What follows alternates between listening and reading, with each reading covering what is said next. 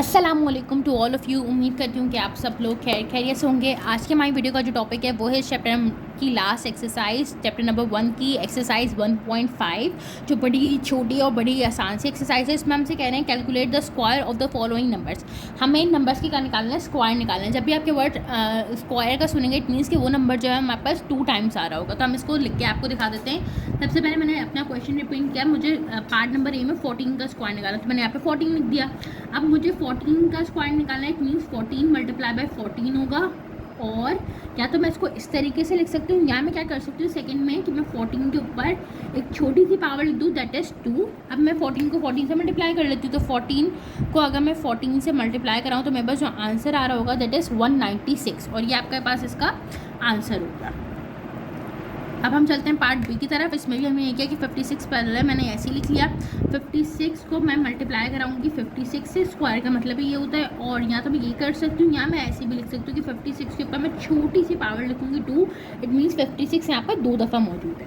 अब हम 56 का आपको जो है यहाँ पे स्क्वायर निकाल के दिखा देते हैं। तो 56 मल्टीप्लाई बाय 56 इज 3136, और ये हमारे पास इसका आंसर हो गया। ये इस तरीके के जो सवाल होते हैं आपके पास MCQs के तौर पर बच्चों से पूछे जाते हैं मोस्टली, ठीक है। अब हम 61 का भी ऐसे ही आपको निकाल के दिखा देते हैं। तो 61 मल्टीप्लाई बाय 61 हो जाएगा, और 61 के ऊपर पावर 2 हो जाएगी।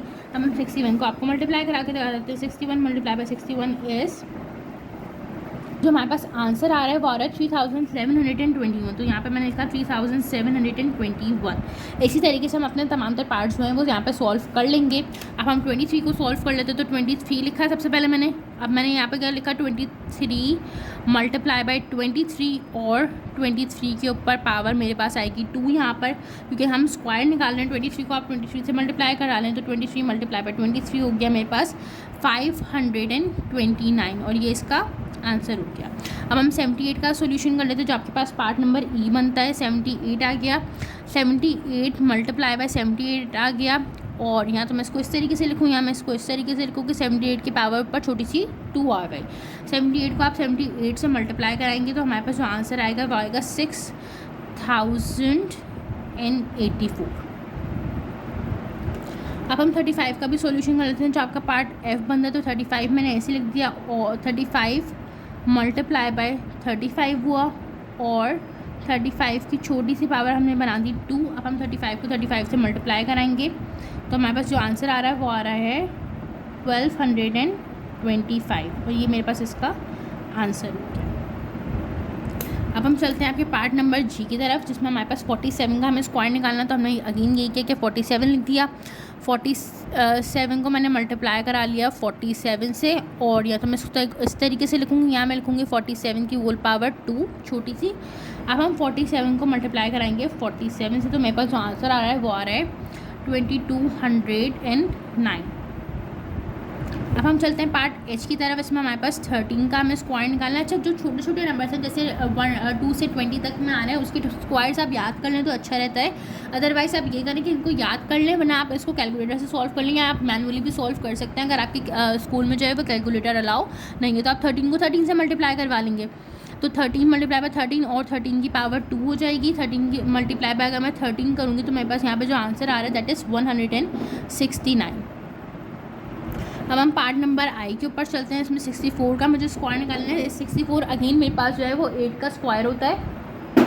अब हम अगेन यही करेंगे कि 64 मल्टीप्लाई बाय 64 कर लेंगे, और 64 की मैं होल पावर यहाँ पे छोटी सी 2 लिख दूँगी। 64 को जब मैं 64 से मल्टीप्लाई कराऊँगी तो मेरे पास आंसर आएगा 4069, और ये हमारे पास यहाँ पे आपका पार्ट नंबर जो है वो 1 कंप्लीट हो गया। अब हम चलते हैं इसके वर्ड प्रॉब्लम्स की तरफ।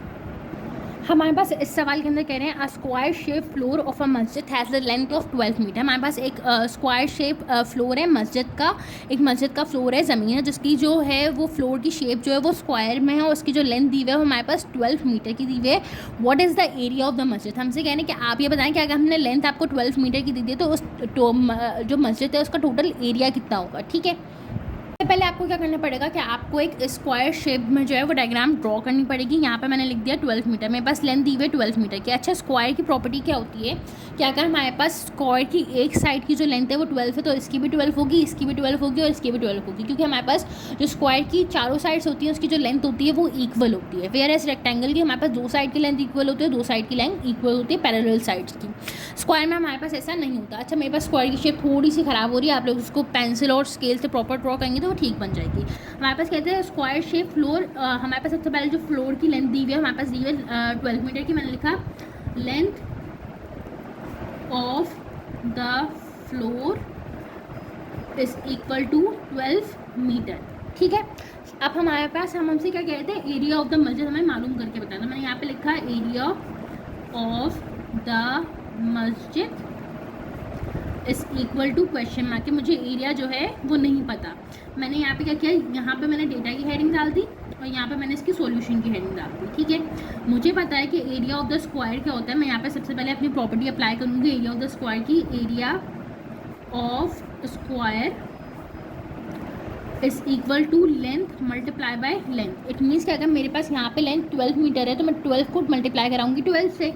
तो area of square is equal to 12 multiply by 12। क्या अगर मुझे मस्जिद की जो है वो एरिया निकालना है तो मुझे 12 को 12 से ही मल्टीप्लाई कराना पड़ेगा। तो यहाँ पे एरिया ऑफ स्क्वायर लिखूँ या एरिया ऑफ मस्जिद लिखूँ, यहाँ पे मैं मस्जिद भी लिख देती हूँ ताकि आप लोगों को कन्फ्यूजन हो कि अभी तो हम मस्जिद का निकाले थे और अभी हम स्क्वायर पे कैसे आ गए। ठीक है, एरिया ऑफ मस्जिद, एरिया ऑफ द मस्जिद इज इक्वल टू 12 की होल पावर छोटी सी 2 आ गई क्योंकि हमारे पास 12 2 टाइम्स आ रहा था। और एरिया ऑफ द मस्जिद इज इक्वल टू 12 को हम 2 टाइम्स मल्टीप्लाई कराएंगे। तो 12 मल्टीप्लाई बाय 12 किया मैंने तो ये मेरे पास आ रहा है 144। इट मीन्स कि अगर मेरे पास लेंथ ऑफ द मस्जिद जो है वो स्क्वायर शेप मस्जिद की अगर लेंथ मेरे पास 12 मीटर की थी तो जो इसका एरिया आ रहा होगा वो कितना आ रहा होगा, वो मेरे पास आ रहा होगा 144 मीटर स्क्वायर। हमारे पास जब भी हम एरिया की बात करते हैं तो उसका जो यूनिट होता है उसके ऊपर लास्ट में जो है वो स्क्वायर आ रहा होता है। अब हम चलते हैं आपके पास इस एक्सरसाइज के लास्ट पार्ट की तरफ जिसमें हमसे कह रहे हैं square shape play ground has a side length of 9.5 metres, find the area of the play ground. हमारे पास इसमें भी ये करना है कि हमें area of the play ground जो है वो फाइंड आउट करना है। सबसे पहले मैंने एक स्क्वायर बना लिया यहाँ पे अपनी आसानी के लिए। ठीक है, ये मेरे पास आ गई, इसकी जो मेरे पास यहाँ पे लेंथ दी हुई है वो दी हुई है 9.5 मीटर की। लेट्स सपोज अगर इसकी लेंथ 9.5 है तो इसकी भी 9.5 होगी, इसकी भी 9.5 होगी, इसकी भी 9.5 होगी। अभी हम जो है वो एरिया निकाल रहे हैं, हम पैरामीटर नहीं निकाल रहे, इसलिए हम तमाम तर साइड्स की लेंथ को कंसीडर नहीं कर रहे। अगर हम पैरामीटर निकाल रहे होते तो हम चारों साइड्स की लेंथ को कंसीडर करते हैं। बेसिकली एरिया हमारे पास क्या होता है, ये जो शेडेड पार्ट है ना आपका, दैट इज़ योर एरिया। ठीक है, और ये हमारे पास इसकी जो किनारियाँ होती है दैट इज़ योर पैरामीटर। अब हमने क्या किया, हमने डेटा की हेडिंग डाली सबसे पहले अपनी, हमने लिखा लेंथ हमारे पास जो यहाँ पे दी हुई है length of the square shaped playground is equals to 9.5 metres. ठीक है, मुझे क्या निकालना है, एरिया ऑफ द प्लेग्राउंड। मुझे एरिया नहीं पता, मुझे यहाँ पे एरिया फाइंड आउट करना है। तो मैंने अपने क्वेश्चन को देखते हुए यहाँ पे जो है उसका छोटा सा एक डेटा बना लिया ताकि मेरे पास सवाल की जो रिप्रेजेंटेशन है वो अच्छी हो जाए। ये हमारे पास इसकी लेंथ है, यहाँ पे मैंने एल से आपको रिप्रेजेंट करके भी दिखा दिया। अब हम इसका सोल्यूशन कर लेते हैं। हमारे पास इसका सोल्यूशन भी सेम एज इट इज़ ये होगा कि area of the square is equal to length multiply by length. Area of the play ground और स्क्वायर शेप दूँ मैं तो वो बात एक ही है, तो वो आएगा 9.5 मल्टीप्लाई बाय 9.5। ठीक है, अब हम लिखेंगे area of the play ground is equal to 9.5 metres के ऊपर छोटा सा एक स्क्वायर आ जाएगा 9.5 के ऊपर, और लास्ट में हम लिख देंगे यहाँ पे एरिया ऑफ द प्लेग्राउंड